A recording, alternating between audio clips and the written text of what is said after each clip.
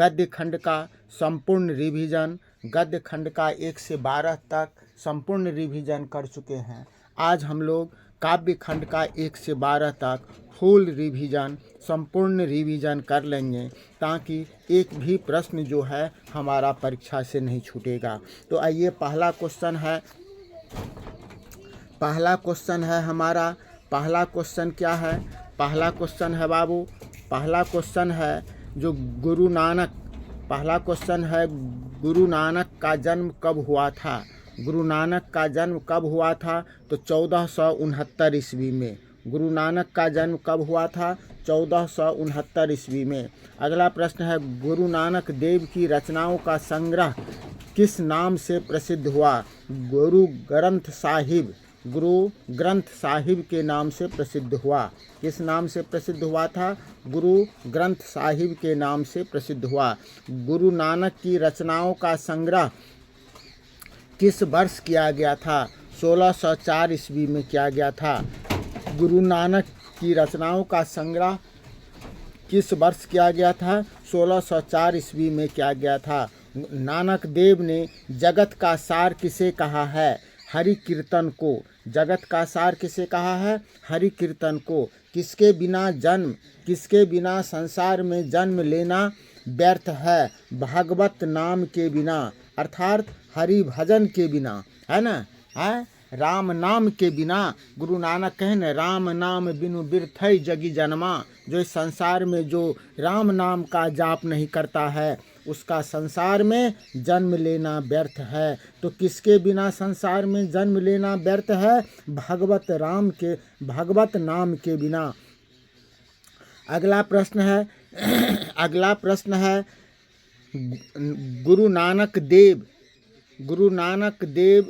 नानक के पद किस भाषा में रचित है? हिंदी मिश्रित ब्रज भाषा, अरबी मिश्रित ब्रज भाषा, पंजाबी मिश्रित ब्रज भाषा। हमेशा याद रखिएगा, जो गुरु नानक पंजाब में है ना, नानकाना साहब कहाँ? पंजाब, जो कि अभी पाकिस्तान में है, तो इसीलिए वहाँ पर पंजाबी मिश्रित ब्रज भाषा है। गुरु नानक का जो है वह पंजाबी मिश्रित ब्रज भाषा है। ठीक है, ये याद रखिएगा, जो गुरु नानक का पद जो है वह पंजाबी मिश्रित ब्रज भाषा में है। जो नर दुख में दुख नहीं माने किस लेखक की कृति है? गुरु नानक का है। किसका है? गुरु नानक का है। गुरु नानक की मृत्यु कब हुआ? गुरु नानक की मृत्यु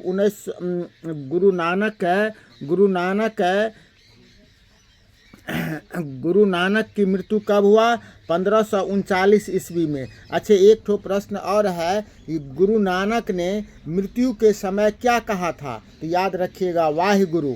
क्या कहा था? वाहिगुरु। इसीलिए नहीं, ये भी प्रश्न है, गुरु नानक के मृत्यु के समय में या अंतिम समय में क्या कहा था? वाहिगुरु। और गुरु नानक के जन्म स्थान को क्या कहा जाता है? नानकाना साहब। क्या कहा जाता है? नानकाना साहब। अच्छा, ये नानकाना साहब फिलहाल कहाँ है? लाहौर, पाकिस्तान में। ठीक है, ये सबको याद रखिएगा। उसके बाद क्या कहते हैं, गुरु नानक के पिता का नाम क्या था? कालू चंद खत्री। ये सब याद रखिएगा, बहुत इम्पोर्टेंट महत्वपूर्ण क्वेश्चन है। ठीक है। अच्छे, ये गुरु नानक सिख धर्म के प्रवर्तक कौन थे? सिख धर्म के गुरु नानक। इसके 5वें गुरु कौन थे? गुरु अर्जुन देव। ठीक है, इतना क्वेश्चन ये सब भी याद रखिएगा। ठीक है। अगला क्या है? इन मुसलमान हरिजन पे कोटिन हिंदू बारियें। इन मुसलमान हरिजन पे कोटिन हिंदू बारियें, यह किस कवि के लिए कहा गया है? बताइए, किस कवि के लिए? तो रसखान के लिए कहा गया है। किसके लिए कहा गया है? रसखान के लिए। किसने कहा था? भारतेंदु हरिश्चंद्र ने कहा था। नहीं, किसने कहा था? भारतेंदु हरिश्चंद्र ने, जो इस मुसलमान कवि पर कोटि करोड़ों हिंदू जो हैं वह न्यौछावर है। रसखान का रचना काल क्या था? रसखान का रचना काल, तो रसखान जो है, रसखान का रचना काल के समय में किसका राज था ये बताइए? तो जहांगीर का राजकाल था। किसका राजकाल था? जहांगीर का। रसखान के इष्ट कौन थे? भगवान कृष्ण थे। रसखान के इष्ट कौन थे? भगवान कृष्ण थे। रसखान ने गोस्वामी विट्ठलनाथ से किस मार्ग में दीक्षा ली? पुष्टि मार्ग में। किस मार्ग में? पुष्टि मार्ग में। यदि पूछ दिया रसखान साहब, रसखान के गुरु कौन थे? तो गोस्वामी विठलनाथ। कौन थे? गोस्वामी विठलनाथ। प्रेम वाटिका किस प्रकार की रचना है? प्रेम निरूपण संबंधी। प्रेम वाटिका किस प्रकार की रचना है? प्रेम निरूपण संबंधी। सुजान रसखान किस प्रकार की विधा है? अच्छे, प्रेम वाटिका और सुजान रसखान किनकी रचना है? याद रखिए, रसखान का। किनकी रचना है? रसखान का। तो सुजान रसखान किस प्रकार की विधा है? ये कृष्ण की भक्ति के संबंधी। नहीं, सुजान रसखान किस प्रकार की विधा है? कृष्ण भक्ति की संबंधी। रसखान किस काल के कवि हैं? किस काल के? रसखान किस काल के कवि हैं? रसखान भक्ति काल के कवि हैं। किस काल के? भक्ति काल के। निस्वार्थ भाव से निश्चल होकर अपने को समर्पित कर देता है। निस्वार्थ भाव से निश्चल होकर अपने को समर्पित कर देता है। यह किसका कथन है? यह किसका कथन है? तो ये घनानंद का है ना? किसका है? घनानंद का। घनानंद की महत्वपूर्ण रचना क्या है? इसमें से सुधा, बैराग, सुजान सागर। क्या है? सुजान सागर। सुजान सागर के रचनाकार कौन है? घनानंद। सुजान सागर के रचनाकार कौन है? घनानंद। मो अशुबा नहीं ले बसों, मो अशुबा नहीं ले बसों, किसकी बात कही गई है? इसमें किसकी बात कही गई है? विरह वेदना की। नहीं, जो कवि घनानंद अपने प्रियतम, अपनी विरह वेदना, अपनी आंसू को अपने नहीं सुजान के आंगन में बरसाना चाहते हैं, इसमें विरह वेदना है। क्या है? विरह वेदना है। घनानंद के अनुसार प्रेम का मार्ग कैसा है? प्रेम का मार्ग कैसा है? सीधा और सरल है। कैसा है? सीधा और सरल है। प्रेम कौन कर सकता है? निश्चल और निष्कपट। क्या कर सकता है? निश्चल और निष्कपट। प्रेम कौन कर सकता है? निश्चल और निष्कपट। नहीं, प्रेम अति सुधो स्नेह को मार्ग है। इस प्रेम के मार्ग पर जो निश्चल है, निष्कपट है, सीधा है, सरल है, वही कर सकता है। ठीक है। घनानंद की मृत्यु कब हुई? घनानंद की मृत्यु कब हुई? 1739 ईस्वी में। कब हुई घनानंद की मृत्यु? घनानंद की मृत्यु 1739 ईस्वी में। प्रेम घन की रचना किस मार्ग से संग्रहित है? प्रेम घन सर्वस्व से। किससे? प्रेम घन सर्वस्व से। भारत सौभाग्य किनकी रचना है? बद्री नारायण चौधरी प्रेम घन। अच्छा, एक प्रश्न याद रखिएगा, जो प्रेम घन का पूरा नाम क्या है? तो बद्री नारायण चौधरी प्रेम घन, है ना? ये प्रेम घन की रचना कौन है? स्वदेशी। ये सब याद रखिएगा। ठीक है।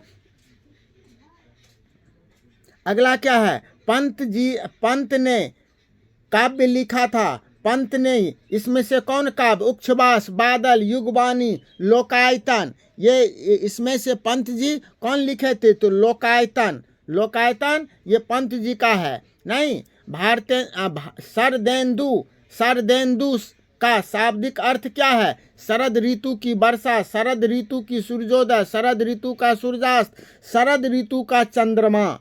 शरदेंदु का अर्थ क्या है? शरद ऋतु का चंद्रमा। पंत जी की मृत्यु कब हुई थी?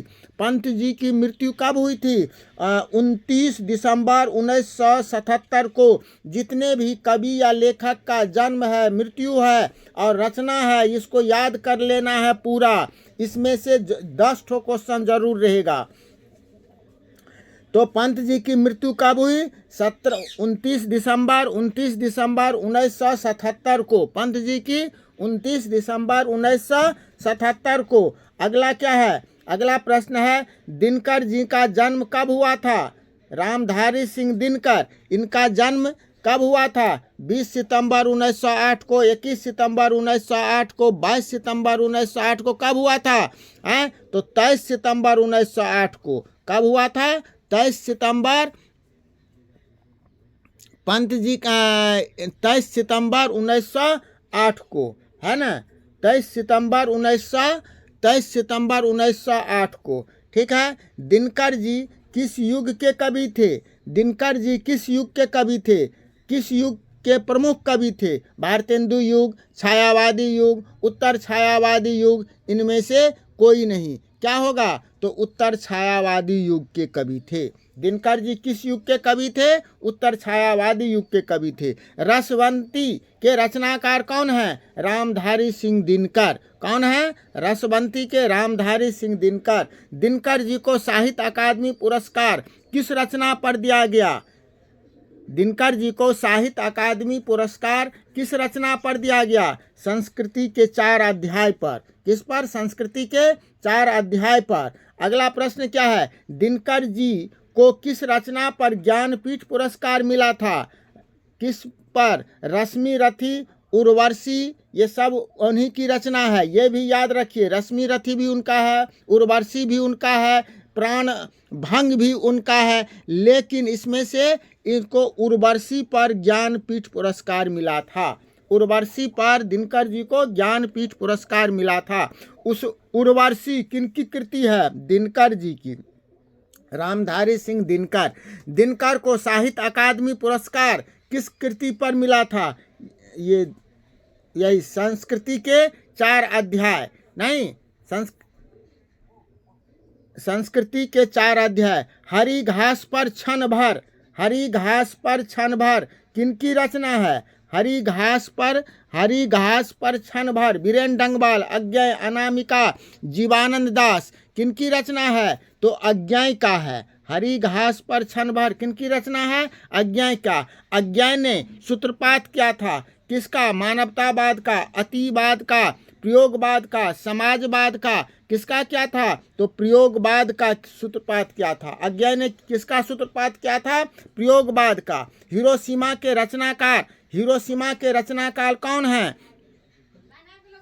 सच्चिदानंद हीरानंद वात्स्यायन अज्ञेय। सच्चिदानंद हीरानंद वात्स्यायन अज्ञेय। हिरोशिमा के रचनाकार कौन है? सच्चिदानंद हीरानंद वात्स्यायन अज्ञेय। नहीं, हिरोशिमा के रचनाकार कौन है? सच्चिदानंद हीरानंद वात्स्यायन अज्ञेय। ठीक है, चलिए अगला प्रश्न क्या है? उत्तर प्रियदर्शी किस विधा की रचना है? उत्तर प्रियदर्शी किस विधा की रचना है? यह नाटक है, उपन्यास है, प्रबंध काव्य है या कहानी है? तो ये नाटक है। क्या है? नाटक है। अज्ञेय के नाम से हिंदी साहित्य के इतिहास में कौन सा वाद जुड़ा हुआ है? कौन सा वाद? तो प्रयोगवाद जुड़ा हुआ है। कौन सा वाद जुड़ा हुआ है? प्रयोगवाद। कुमार नारायण ने कविता लिखने की शुरुआत कब की थी? कुमार नारायण ने 1950 के आसपास कविता लिखने की शुरुआत की थी। आकारों के आसपास किस प्रकार की रचना है? प्रबंध काव्य, समीक्षा, कहानी संग्रह, काव्य संग्रह। तो प्रबंध काव्य किस प्रकार की है? ये कहानी संग्रह है। आकारों के आसपास किस प्रकार की रचना है? कहानी संग्रह है। एक वृक्ष की हत्या के रचनाकार कौन है? एक वृक्ष के हत्या की रचनाकार कुमार नारायण है। कवि के अनुसार घर को किससे बचाना है? लुटेरों से। किससे बचाना है? कवि के अनुसार घर को किससे बचाना है? लुटेरों से। शहर को बचाना है। किससे शहर को बचाना है? गंदगी से, भ्रष्टाचार से, नादिरों से। किससे बचाना है? नादिरों से। अक्षर ज्ञान कविता बच्चों के किस स्तर की शिक्षण प्रक्रिया से संबंधित है? प्रारंभिक शिक्षण प्रक्रिया से संबंधित है। अक्षर ज्ञान कविता बच्चों के किस स्तर की शिक्षण प्रक्रिया से संबंधित है? प्रारंभिक शिक्षण प्रक्रिया से। गलत पत्ते की चिट्ठी किनकी रचना है? गलत पत्ते की चिट्ठी किनकी रचना है? अनामिका की। किनकी रचना है? अनामिका की। बीजाक्षर किस प्रकार की रचना है? बीजाक्षर किस प्रकार की रचना है? बीजाक्षर किस प्रकार का? ये काव्य संकलन है। बीजाक्षर किस प्रकार की रचना है?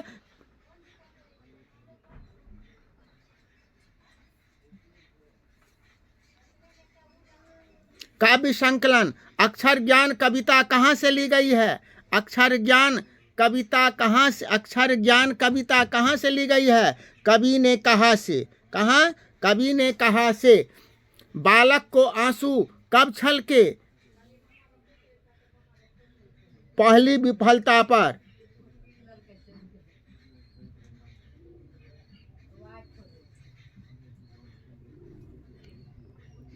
बीजाक्षर, बीजाक्षर किसकी कृति है? बीजाक्षर किसकी कृति है? कृष्णा सोबती, अर्चना वर्मा, अनामिका की। बीजाक्षर किनकी रचना है? अनामिका की।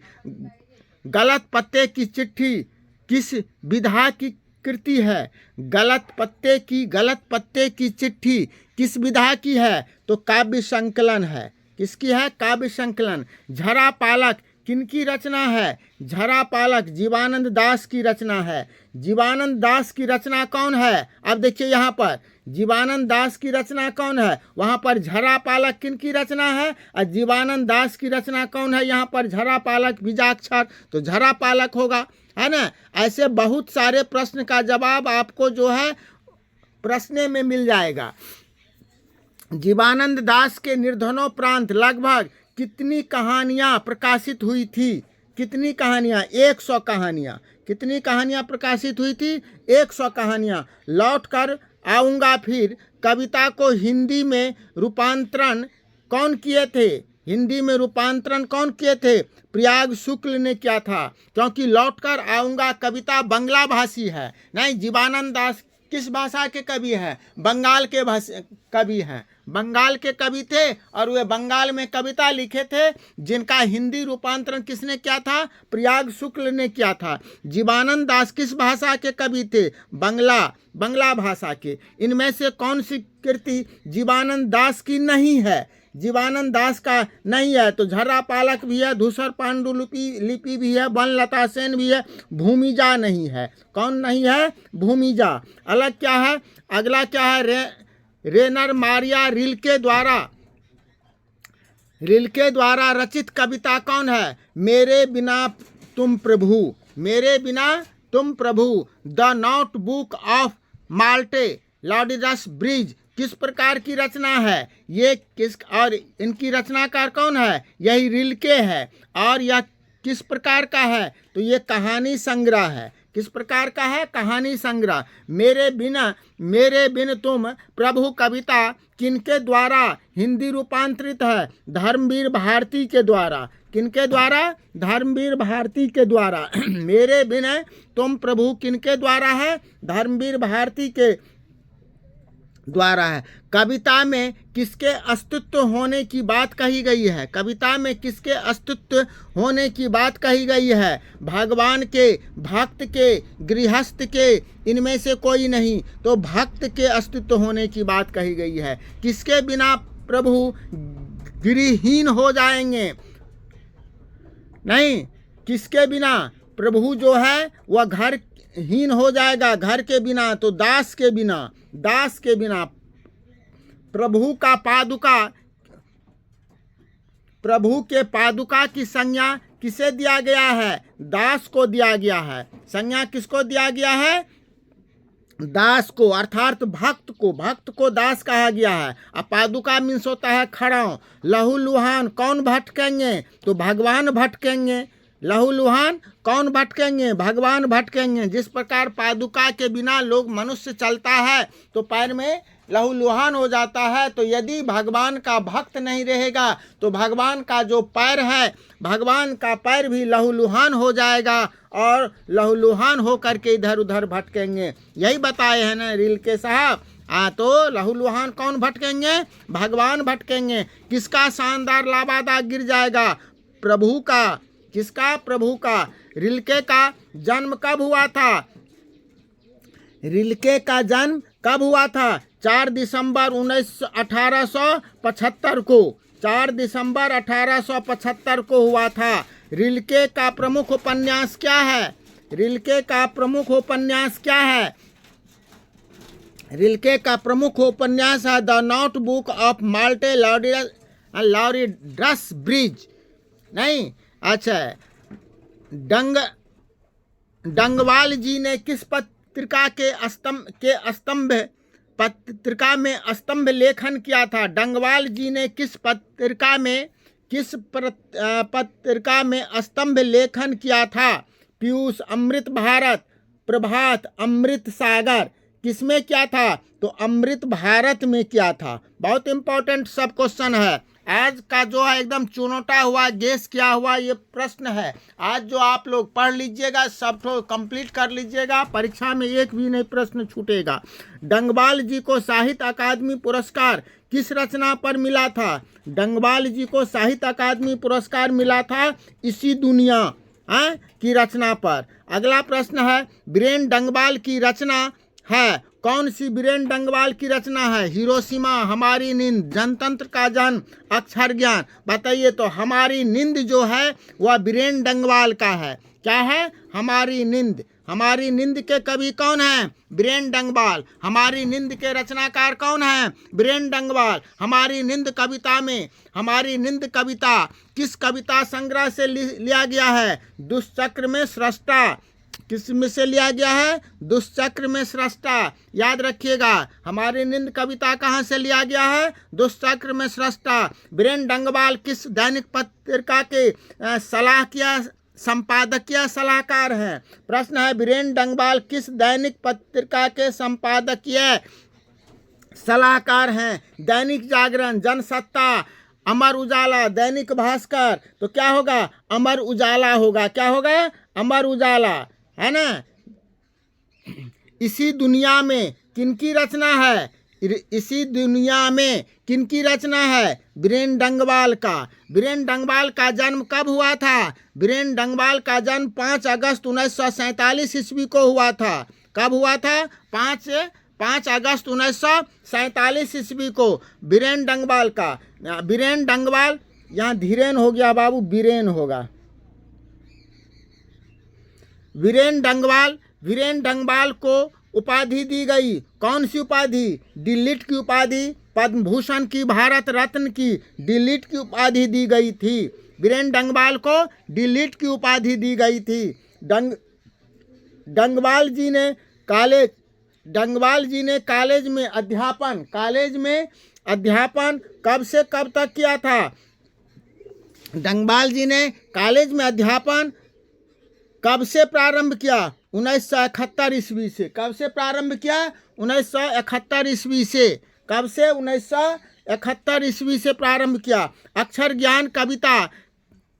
ज्ञान कविता बच्चों के किस स्तर की शिक्षण प्रक्रिया है? प्रारंभिक। किसका? प्रारंभिक। कवयित्री अनामिका का जन्म कहाँ हुआ था? कवयित्री अनामिका का जन्म कहाँ हुआ था? मुजफ्फरपुर में। कहाँ हुआ था? मुजफ्फरपुर में। याद रखिएगा, मुजफ्फरपुर में। किस राज्य में? बिहार राज्य में। अनामिका के पिता का क्या नाम था? अनामिका के पिता का क्या नाम था? श्यामनंदन किशोर। पिता का नाम श्यामनंदन किशोर। अनामिका के पिता किस विश्वविद्यालय में हिंदी विभागाध्यक्ष थे? हिंदी विभाग के अध्यक्ष थे। किस विश्वविद्यालय में? तो बिहार विश्वविद्यालय में। किस विश्वविद्यालय में? बिहार विश्वविद्यालय में। अनामिका ने MA किस विश्वविद्यालय से किया था?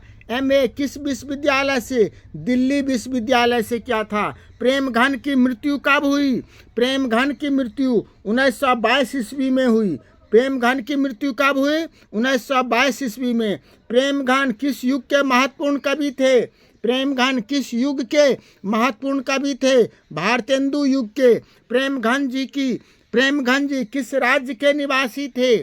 प्रेमघन जी किस राज्य के निवासी थे? मध्य प्रदेश के। प्रेमघन जी का जन्म कब हुआ था? प्रेमघन जी का जन्म कब हुआ था? 1855 ईस्वी में हुआ था। कब हुआ था? प्रेमघन जी किन्हें अपना आदर्श मानते थे? भारतेंदु हरिश्चंद्र को। किनको मानते थे? भारतेंदु हरिश्चंद्र को। प्रेमघन ने किस संस्था की स्थापना की? रसिक समाज का। किसका? रसिक समाज का। पंत जी का जन्म कब हुआ था? पंत जी का जन्म 1900 ईस्वी में हुआ था। कब हुआ था? पंत जी किस युग के कवि थे? पंत जी किस युग के कवि थे? पंत जी छायावादी युग के। किस युग के? छायावादी युग के। पंत जी किसके विरोधी थे? पंत जी किसको विरोधी थे? अतिवादिता का विरोधी थे। पंत जी किसका विरोधी थे? अतिवादिता का। पंत जी का अंतिम काव्य कौन था? लोकायतन। कौन था? लोकायतन।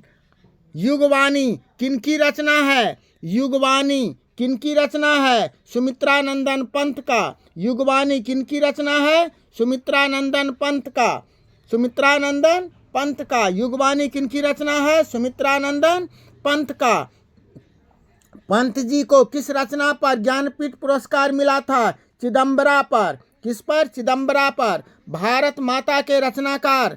भारत माता के रचनाकार कौन है? भारत माता के रचनाकार कौन है? सुमित्रानंदन पंत। कौन है? सुमित्रानंदन पंत। अगला प्रश्न क्या है? कुंवर नारायण ने बूढ़ा चौकीदार किसे कहा है? कुंवर नारायण ने बूढ़ा चौकीदार वृक्ष को कहा है। किसे कहा है? वृक्ष को कहा है। कुंवर नारायण का जन्म कहाँ हुआ था? कुंवर नारायण का जन्म कहाँ हुआ था? लखनऊ में। कहाँ हुआ था? लखनऊ में। कुंवर नारायण की रचना क्या है? कुंवर नारायण की रचना कौन है इसमें? त्रिशंकु, चक्रव्यूह, गुंजन, नीलकमल। तो क्या होगा इसमें? इसमें चक्रव्यूह है। चक्रव्यूह की रचनाकार कौन है? कुंवर नारायण। चलिए, एक वृक्ष की हत्या में किसके विनाश की अंतर्व्यथा अभिव्यक्ति है? पर्यावरण, मनुष्य और सभ्यता का। पर्यावरण, मनुष्य और सभ्यता के अंतर्व्यथा, विनाश की अंतर्व्यथा अभिव्यक्त है। आत्मजयी किसकी रचना है? आत्मजयी किसकी रचना है? कुंवर नारायण का। मुक्तिबोध। उसके बाद अगला प्रश्न क्या है? चक्रव्यूह के रचनाकार कौन है? चक्रव्यूह के रचनाकार कौन है? कुंवर नारायण। चक्रव्यूह के रचनाकार कौन है? कुंवर नारायण।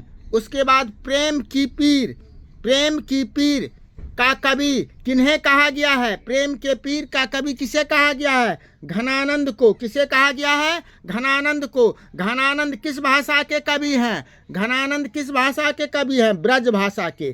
तो इस तरह से आज हम लोग इस तरह से क्या देखें? 100 प्रश्न जो आपका इम्पोर्टेंट था, 101 प्रश्न देखे हैं। ये गद्य खंड का, काव्य खंड का VVI प्रश्न देखे हैं। इससे बाहर एक भी प्रश्न नहीं रहेगा। 100% इसी से आएगा।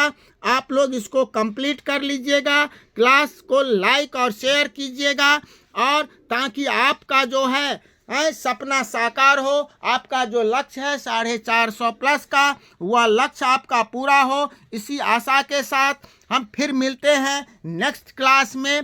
अब एक अगले क्लास में आपके लिए लेकर के बेहतरीन चीज़ लेकर के आएंगे, जिसे आप पढ़ लीजिएगा तो अंतिम जो है वह चीज़ जो बाकी है एक नज़र दौड़ा दीजिएगा तो वह भी आपका कंप्लीट हो जाएगा। उसके बाद एक और सूचना दे देते हैं, एक बात बता देते हैं कि सोमवार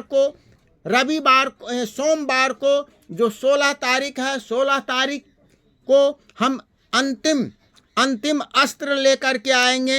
हिंदी के लिए अंतिम अस्त्र लेकर के आएंगे, जिसे आप लोग पढ़ना देखना नहीं भूलिएगा। अंतिम अस्त्र जो है वही अंतिम अस्त्र आपको 17 तारीख को पार लगा देगा। इसीलिए उस अस्त्र को अभी तक हम बचा के रखे हैं, जो हम आपके लिए लेकर के आएंगे। इसी आशा के साथ आप तमाम छात्र छात्राओं को बहुत बहुत आशीर्वाद, बहुत बहुत धन्यवाद। जय हिंद।